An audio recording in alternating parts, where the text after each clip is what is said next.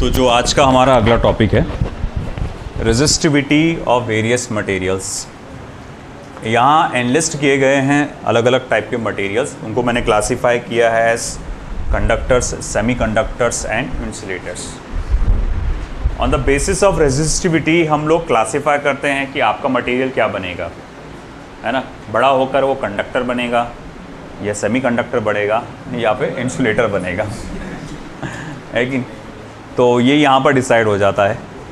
जैसे कि आप देख रहे होंगे कंडक्टर्स, आपके सामने जितने भी कंडक्टर्स लिखे हैं उसमें मैक्सिमम जो है 10⁻⁻8 ओम मीटर की रेजिस्टिविटी के रेंज के हैं। तो एक पॉइंट टू बी नोटेड, यहाँ पर कंडक्टर्स के मामले में रेजिस्टिविटी की रेंज जो होती है 10⁻⁻8 ओम मीटर से लेकर 10⁻⁻6 ओम मीटर तक की होती है उसकी रेंज। ये रेजिस्टिविटी की वैल्यू कंडक्टर्स के मामले में। और इंसुलेटर्स का आप देख सकते हैं, है ना, डायरेक्ट ये माइनस का डायरेक्ट प्लस ही हो जा रहा है वहाँ पर सीधा, और ज़्यादा बहुत काफ़ी ज़्यादा बढ़ जा रहा है उसमें डस्ट ऐड होकर। हम लोग कह सकते हैं कि इंसुलेटर्स का जो रेजिस्टिविटी होती है around 10⁻+18 times on an average अलग अलग मटेरियल की अलग अलग रहेगी। तो ऑन एन एवरेज इंसुलेटर्स की जो रेजिस्टिविटी होती है 10⁻18 टाइम्स हायर होती है as compare to the conductors, है ना। इसीलिए वहाँ पर आप देखते हैं कि फ्लो नहीं हो पाता करंट का प्रॉपरली इंसुलेटर के अंदर, जो रेजिस्टिविटी कंडक्टर के मुकाबले बहुत ज़्यादा हाई है। वहीं सेमीकंडक्टर बोले तो मामला क्या आता है, बीच का, ना तेरा ना मेरा, ना इधर ना उधर, बीच में अपन रहेंगे, है ना। तो यहाँ अगर आप देखेंगे तो ये इस चीज़ में सेमीकंडक्टर, वहाँ पर अपन ने मेन जो दो तो सबसे ज़्यादा मेन है जर्मेनियम एंड सिलिकॉन। हो गई बात, मैं 2 मिनट के लिए देता हूँ टाइम, डिस्कस कर लो, शायद कुछ इंपॉर्टेंट होगा डिस्कशन, है ना, आपकी वार्तालाप कर लो अच्छे से। तो भैया यहाँ पर हम लोग देखते हैं कि यहाँ पर कुछ इंपॉर्टेंट सेमीकंडक्टर्स के बारे में दिया गया है। It is in the range of 0.46 ohm metre to 300 ohm metre, 3.5 × 10⁻⁻5 ohm metre. कुछ बहुत ज़्यादा भी नहीं और बहुत ज़्यादा कम भी नहीं। एक और वैल्यू यहाँ पर हमने एनकोड की है, टेम्परेचर कोएफिशिएंट ऑफ रेजिस्टिविटी। ये अभी अब थोड़ी देर में आप पढ़ने वाले हैं, वो टॉपिक उससे रिलेटेड है ये टेम्परेचर कोएफिशिएंट। सिंपली ये मैं थोड़ा सा ये बोलूँ कि भाई पर यूनिट टेम्परेचर का राइज होता है अगर, तो जो भी कंडक्टर है या जो भी मटेरियल है तो उसकी रेजिस्टिविटी में या रेजिस्टेंस में कैसा इंक्रीज होता है, उस चीज़ को डिनोट करने वाली क्वांटिटी है आपकी कोएफिशिएंट ऑफ आपका रेजिस्टिविटी। ठीक है, तो ये हम लोग थोड़ी देर में देखेंगे आगे। तो खैर ये सब टेबल्स हमको दिए गए थे, ये सिर्फ एक ब्रीफ आपके कहा जाएगा ऑब्जर्वेशन के लिए। अब ऐसा है, रेजिस्टिविटी से जुड़ा फिर आता है कॉन्सेप्ट ऑफ रेजिस्टेंस। रेजिस्टेंस हम लोग ने देखा कि रेजिस्टेंस जो होते हैं स्पेशली, वैसे तो कंडक्टर क्या होता है, हर कंडक्टर यानी कंडक्टिंग वायर, सादा सीधा वायर आपका जो करंट लेके जा रहा है उसका काम है, वो तो करंट का हाईवे है, भाई जाओ यहाँ से, मगर वो भी थोड़ा बहुत करंट को अपोज करता ही है, करंट को थोड़ा बहुत अपोज करता है। सादा सीधा कंडक्टर बोले क्यों, क्योंकि उसमें एक पार्ट होता है वाइब्रेशन ऑफ एटम्स। जब भी एटम्स में से इलेक्ट्रॉन बाहर निकलते हैं तो वो वाइब्रेट होते रहते हैं, और जब हीट जनरेट होती है, हीट बढ़ती है, टेम्परेचर बढ़ता है, तो वाइब्रेशन और ज़्यादा होता है और फ्रीक्वेंसी इसकी वाइब्रेशन की बढ़ जाती है। अब अगर मान लो कोई इलेक्ट्रॉन ऐसा जाना चाहता है, मगर ये बार बार वाइब्रेशन की वजह से वो इलेक्ट्रॉन से टकरा के उसको क्या करेगा, उसका डायरेक्शन रिवर्स करेगा। अब डायरेक्शन रिवर्स कर रहा है मतलब उसके रास्ते की वो क्या बन रहा है, रुकावट। टेम्परेचर बढ़ा होगा तो क्या होगा, ये वाइब्रेशन और बढ़ेगा, और ऑफ कोर्स रेजिस्टेंस बढ़ता है। अब ऐसा है, कुछ डिवाइस जानबूझ के डाले जाते हैं रेजिस्टेंस क्रिएट करने के लिए। जानबूझ के उनका मकसद ही होता है कि सर्किट में इस जगह पे एक हाई वोल्टेज का हाई रेजिस्टेंस हमको चाहिए, ताकि हाई वोल्टेज करंट यहाँ से ना जा पाए, जानबूझ के डाला जाता है। जैसे फॉर एग्जांपल यहाँ पर आपका कितने वोल्टेज का सप्लाई अवेलेबल है, 220 वोल्टेज का, है ना, 220 वोल्टेज का सप्लाई अवेलेबल। अभी तो फिलहाल एसी है, थोड़ी देर के लिए हम लोग मान लो कि हमारी लाइन चलेगी, हमने इन्वर्टर से कनेक्ट कर डाले, तो 220 वोल्ट का डीसी सप्लाई है। 220 वोल्ट का हमारा क्या आएगा, डीसी सप्लाई आएगा। अब ऐसा है कि ठीक है 220 वोल्ट का डीसी सप्लाई है, और मैं ये चाहता हूं, दरवाजा बंद करके आओ, मैं ये चाहता हूं कि मैं अपने मोबाइल को चार्ज करना चाहता हूं उससे कनेक्ट करके। कभी ऐसा पॉसिबल है कि तुम बोले भाई तुम जगह जगह पे ढूंढ रहे, तुमको चार्जर नहीं मिल रहा, सॉरी चार्जिंग पॉइंट नहीं मिल रहा। तुमने बोले कि भाई मैं साइंस का इस्तेमाल करता, बोले 3 इडियट्स देख कर आया, बोले अभी मैं फुल प्रैक्टिकल यूज़ करूँगा मैं। तो अब तुमने क्या करे, चार्जर लिए, उसमें से 2 वायर निकाले, है ना, डायरेक्ट गाड़ी के अंदर बोले बैटरी के साथ जोड़ देता मैं यूँ, बोले ऐसा पॉसिबल है क्या? नहीं, वो हाई वोल्टेज है ना, मस्त ज़बरदस्त उसमें स्पार्क जनरेट होगा, ब्लास्ट हो सकती है आपकी मोबाइल। भाई ट्राई मत करना, है ना, बैटरी बहुत खतरनाक रहती है, वो ब्लास्ट हो सकता है उसके अंदर, है ना। तो यहाँ हम लोग ने क्या देखा बेटा, यहाँ पे इस चीज़ को लेकर देखो, गौर से सुनो इधर बात, कि यहाँ पर आप देखते हैं कि आपको वोल्टेज को कम करना ज़रूरी है। कुछ कुछ डिवाइसेस इतने हाई वोल्टेज पे काम नहीं करते, तो उनको वोल्टेज को कम करना ज़रूरी है। तो उसके लिए हम लोग क्या करते हैं, बहुत सारे अलग अलग टाइप के रेजिस्टर्स का इस्तेमाल करते हैं। कहीं रेजिस्टेंस बॉक्स होता है, कहीं कार्बन रेजिस्टर होते हैं, तो कभी आपके कुछ एलॉय से बने हुए कुछ आपके वायर बॉन्डेड रेजिस्टर्स होते हैं, है ना। जैसे अभी मैंने आपके लिए 2 लाया यहाँ पर सामने, एक ये वाला है, इसको बोलते हैं रियोस्टेट या फिर पोटेंशियोमीटर। ये बहुत तुम्हारे को देखने में आएगा, मतलब इन द सेंस उसमें बहुत मिलेगा आपको डायग्राम में, सर्किट्स में। रियोस्टेट ये है वायर वोल्टेज रेजिस्टर्स। अगर आप देखेंगे यहाँ पर पूरा ये दिख रहा ब्लैक, ये बारीक बारीक वायर को ऐसा वोल्ड किया गया है बहुत सारा। ये देखो, ये एक पॉइंट है जहाँ से आप कनेक्ट करते, और एक दूसरा पॉइंट यहाँ कहीं तो भी रहता, सॉरी हाँ ये, सॉरी आओ, यहाँ कुछ तो भी रहता, दोनों में से कोई पॉइंट मेरा एग्जैक्ट याद नहीं आ रहा। तो अब इसमें क्या होता कि ये आपको इसको आगे पीछे सरकाते आप, है ना। अब देखो, जैसे मान लो फॉर एग्जांपल मैंने इतना पार्ट कनेक्ट किया सर्किट के साथ, तो मुझे सिर्फ इतने पार्ट का रेजिस्टेंस सर्किट में लगेगा, मतलब इतना वायर है, मान लो ये कुछ कुल मिला के मान लो ये 10 मीटर वायर लंबा है जो ऐसा लपेटा गया है, तो 10 मीटर लंबे वायर का रेजिस्टेंस मुझे फेस करना पड़ेगा। अब अगर मैं इसको और आगे बढ़ाऊँ, मान लो मैंने डबल कर दिया लेंथ को, तो अब क्या होगा, 20 मीटर वायर के लंबे के रेजिस्टेंस को तुमको फेस करना पड़ेगा, है ना। तो इस तरह से आप देख सकते हैं कि आगे पीछे सरका के आप इसका रेजिस्टेंस वैरी कर सकते हैं। इसको हम लोग कहेंगे कि वायर वुंडेड रेजिस्टेंस, और एक और उसका नाम से जाना जाता है वेरिएबल रेजिस्टेंस। अगर कहीं ये सर्किट में कनेक्टेड हो तो इसको सिंबल में आप ऐसा देते हैं। देखो, इसका मीनिंग क्या होता है, फिक्स्ड रेजिस्टेंस, और इसका मीनिंग होता है वेरिएबल रेजिस्टेंस, है ना। कोई भी इसका एरो लग गया कहीं भी तो उसका मतलब होता है वेरिएबल। जैसे मान लो कि ये बैटरी है, ये बैटरी है, अगर इसको मैं एरो लगा दूं तो ये एक ऐसी बैटरी है जिसका वोल्टेज मैं कम ज़्यादा कर सकता हूँ अपने मदद से, है ना। तो यहाँ पर आप इस तरह से बैटरी को वेरी कर सकते हैं। किसी में ऐसा एरो आ गया तो समझ लेना कि भैया उसमें क्या है, वो वेरिएबल है। तो हम लोग कहेंगे कि इस रेजिस्टेंस में ऐसा एरो है, मतलब वेरिएबल रेजिस्टेंस है, ये फिक्स रेजिस्टेंस है। ये एक रेजिस्टेंस आता। अब फिर अभी मैं आपको बताऊँगा थोड़ी देर में, एक कार्बन रेजिस्टर, ये पुराना मेरा एक था, है ना, उसमें कुछ मुझे यहाँ पर बारीक बारीक है एकदम, ये यहाँ पर मैं आपको दूंगा आपके पास। तो यहाँ छोटे छोटे ऐसे क्रीम कलर के आपको ऐसे कार्बन रेजिस्टर नज़र आएंगे। मैं निकालूँ क्या? नहीं निकालता मैं, जान दो, छोड़ो, क्योंकि चालू है, ये ख़राब नहीं है ये, है ना। बस वो तुम्हारे लिए ओपन कर डाला, इधर का वायर बस ख़राब है, तो ज़बरदस्त इतना महंगा ख़राब करना तुम्हारे लिए सही नहीं रहेगा। तो देखो भैया, मैं आपको थोड़ी देर में आपको पास करूँगा। तो यहाँ ये जो है रेजिस्टर छोटा सा है, ये कार्बन रेजिस्टर होता है, एकदम क्रीम कलर का होता है, सिलेंड्रिकल शेप में होता है, और उस पर कुछ कलर्स के कोडेड रहते हैं, कलर कोडिंग रहती है उसके ऊपर, ठीक है। अब ये कलर कोडिंग क्यों होती है? पट्टी लगी रहती है अलग अलग कलर्स की, तो वो कलर कोडिंग रहती है इसकी रेजिस्टेंस की वैल्यू को पहचानने के लिए। रेजिस्टेंस की वैल्यू नापने के लिए बहुत सारे डिवाइसेस होते हैं। एक होता है आपका ओम मीटर, है ना, एनालॉग ओम मीटर, डिजिटल ओम मीटर होता है। एक बाबा आदम के ज़माने का है व्हीटस्टोन्स ब्रिज नेटवर्क, व्हीटस्टोन्स ब्रिज देखे ना, तो व्हीटस्टोन्स ब्रिज नेटवर्क सबसे पहला, फिर उसके बाद एक आया था मीटर ब्रिज नेटवर्क, और अब तो एडवांस टेक्नोलॉजी है ना। तो अब सिचुएशन अब कैसी आ गई भाई, कहाँ तुम डिवाइस लेके बैठोगे, डायरेक्ट वो सामने रजिस्टर को देख लो, कलर कोडिंग लगा दो अपने हिसाब से, देख लो, और उसके हिसाब से आप डायरेक्ट बता सकते हैं कि उसका रेजिस्टेंस कितना है, ठीक है। तो अगला पार्ट जो हमको देखना है वो वही पार्ट है आपका कलर कोडिंग के बारे में हमको पढ़ना है, evaluation of resistance bye colour codes.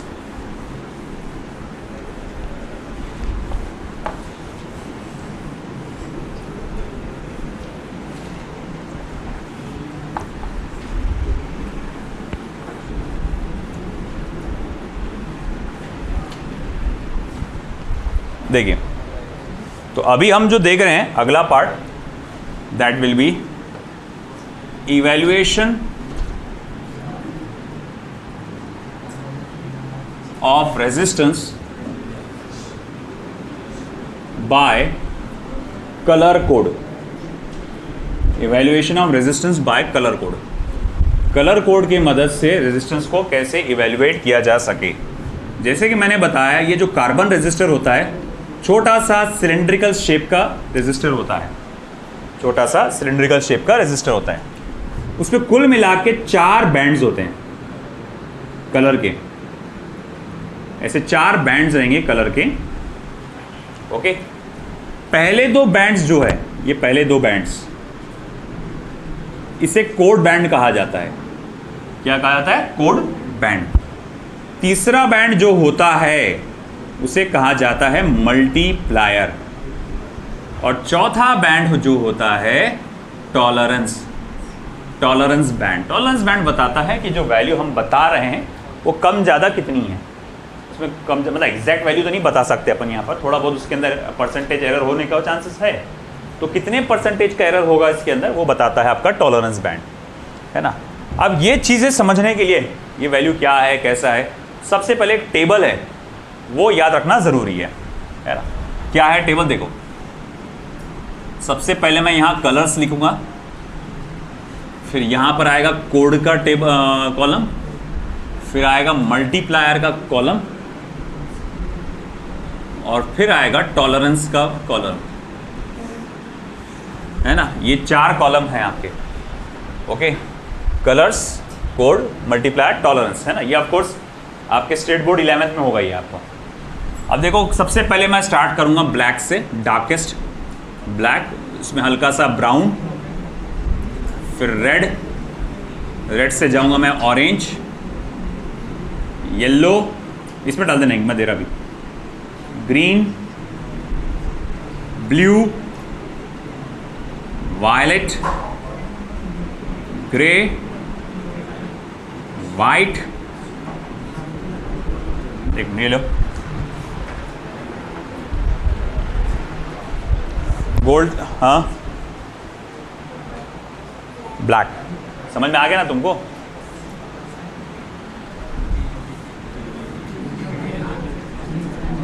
Gold, चलो रे नाला को इधर ध्यान दो, silver, no colour, gold, silver and no colour. Dania देखो यहाँ बैठने को बोले थे ना, उठ वहां से, नहीं उठ वहां से, इधर बैठ। देखो ब्लैक का कोड क्या होता है? 0, ब्राउन 1, रेड 2, नेचुरल नंबर्स जाओ 3, 4, 5, 6, 7, 8 एंड 9, है ना। गोल्ड, सिल्वर और जो नो कलर वाला पार्ट है वो एज अ कोड इस्तेमाल नहीं होता, ना ही एज अ मल्टीप्लायर इस्तेमाल होता है। ये सिर्फ टॉलरेंस के लिए इस्तेमाल होते हैं, तो इसीलिए टॉलरेंस बैंड बोला जाता है। मल्टीप्लायर, तो मल्टीप्लायर में ये वैल्यू 10⁻0 की तरह लिखी जाती है, 10⁻1, 10⁻2, 10⁻3, 10⁻4, 10⁻5। अमजद, हाँ है ना, लिख रख ले भाई।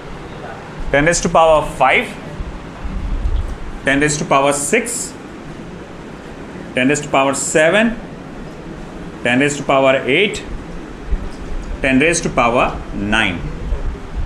जैसे कि मैंने कहा कि आपका जो ये है अपने gold, silver, white, sorry not white, no colour, ये सिर्फ टॉलरेंस के लिए इस्तेमाल होते हैं।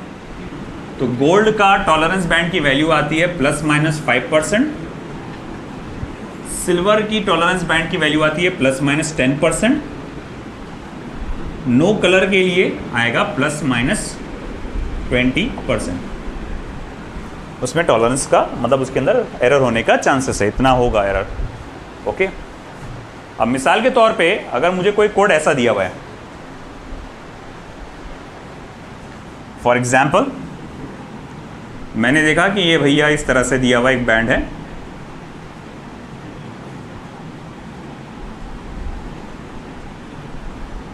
मान लो तीनों रेड ही है थोड़ी देर के लिए, रेड, रेड रेड, और ये है सिल्वर, सिल्वर कलर का है। चलिए देखिए बेटा, फिर इसकी वैल्यूज को मैं कैसे लिखूंगा, जरा आपके कॉलम में देखो, रेड कलर के लिए क्या कोड है, क्या कोड है 2 है ना, रेड कलर के लिए क्या कोड है 2, तो ये हो जाएगा 2। अगेन रेड के लिए क्या है 2। अब देखो आपको 2 2 लिखना है, मल्टीप्लाई नहीं करना इसको, अगले इसको मल्टीप्लाई करना है आपको। अगला फिर से रेड आया, उसके लिए फिर से क्या लिखना है 10 का पावर 2। देखिए इधर, जब कोड की तरह इस्तेमाल हो रहा है तो 2 और 2 लिखो, और जब मल्टीप्लायर के लिए यूज हुआ तो 10 रेज़ टू पावर 2, तो आप लिखेंगे इसको 10 का पावर 2। ओके, ये हो गया आपका रेजिस्टेंस। मगर इसमें क्या है, प्लस माइनस कुछ वैल्यू थोड़ी कम ज़्यादा होंगी इसके अंदर, है ना। अगर अपन बोले भैया कि ये कितना है, तो बोले 1 किलो, एग्जैक्ट 1 किलो, अरे नहीं नहीं, कम ज़्यादा 10 ग्राम होगा, बोले 10 ग्राम कम ज़्यादा हो सकते हैं, तो वैसा। तो प्लस माइनस कितना परसेंट बेटा, 20%, सॉरी 10%, सिल्वर के लिए 10%। अच्छा एक बात बता, ये कितना हो रहा टोटल वैल्यू, 2200 है ना। 2200 का 10% कितना होगा, 220। तो आप इसको लिखेंगे प्लस माइनस 220 ओम, प्लस माइनस 220 ओम। ये आपके एग्जैक्ट, मतलब एग्जैक्ट तो नहीं बोलेंगे, ये वैल्यू है और ये इसका टॉलरेंस है, यानी द चांसेस ऑफ एरर है ना, 220 ओम के आसपास की कम ज़्यादा वैल्यू हो सकती है। कभी आपको सिर्फ इतने परसेंटेज के फॉर्म में पूछता है, तो कभी कभार आपको फिर वो पूरा कैलकुलेट करके बताना पड़ता है।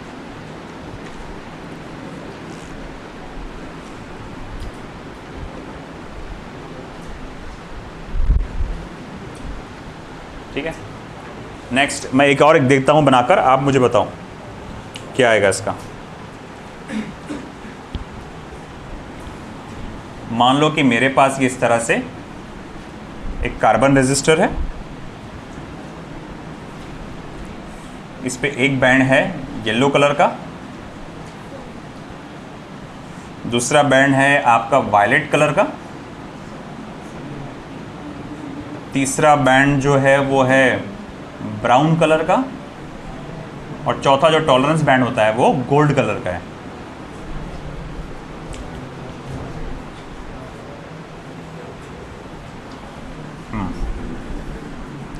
चलिए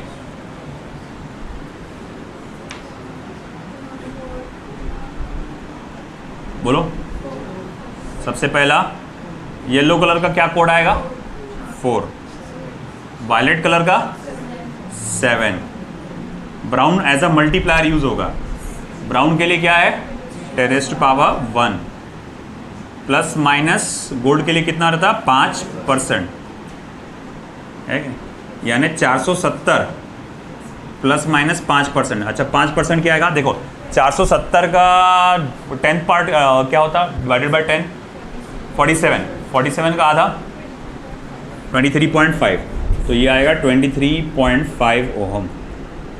इस तरह से आप ये रेजिस्टेंस निकाल सकते हैं। आया समझ में? अरे भैया समझा कि नहीं समझा, है कि नहीं? इस तरह से तुम्हारे को एग्जाम में दिया जा सकता है। नबील इधर ध्यान दे, अपने बहुत आता मालूम है अपने को। तो यहाँ पर एग्जाम में आपको इस तरह से कलर कोड्स दे सकता, डायग्राम बना के दे सकता है, या फिर डायरेक्ट बोलेगा कि ये कोड है करके, red red red orange, sorry red red red silver, या फिर येलो वायलेट ब्राउन गोल्ड, ऐसा कुछ देगा आपको विथ टॉलरेंस वैल्यू या विथ टॉलरेंस परसेंटेज, ऐसा भी पूछ सकता, वैल्यू के साथ भी पूछ सकता है। इस साल वो था नहीं, मतलब पिछले साल था नहीं वो, उसके अंदर डिलीटेड सिलेबस में से था। इस साल क्या होगा अभी एग्जैक्ट बोल के नहीं आता, तो बेहतर है इसको याद रखो। इजी चीज़ है, कोई बहुत बड़ा वो नहीं है, बेहतर है इसको याद रखो। आई बात समझ में? तो ये था हमारा रेजिस्टिविटी ऑफ वेरियस मटेरियल का टॉपिक। अब हम बढ़ेंगे आगे दूसरे पे।